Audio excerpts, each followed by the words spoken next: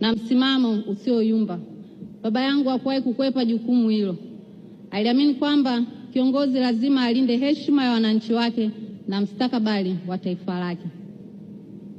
Kwa hakika sisi familia, kumpoteza baba ilikuwa ni maumivu makubwa ambayo hayaelezeki. Lakini katika miaka mitano iliyopita tumetiwa moyo sana na simulizi mbalimbali nzuri kuhusu baba yetu kutoka kwa Watanzania kote nchini. Simulizi za watu waliopata matumaini mapya, simulizi za wananchi waliopata ujasiri wa kufanya kazi kwa bidii, simulizi za Watanzania walioipata imani mpya katika uwezo wa taifa lao.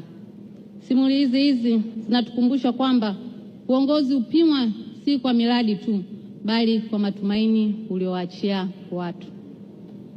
Leo tunapoadhimisha miaka mitano tangu kuondoka kwake, tunakumbuka kwamba urithi wa kiongozi hauishii katika kumbukumbu.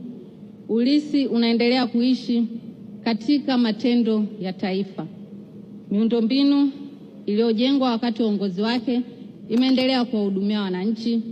Sera alizozisimamia zimeendelea kuathiri mwelekeo wa maendeleo ya taifa, lakini urithi wake mkubwa zaidi uko katika imani aliyoiweka kwa Watanzania.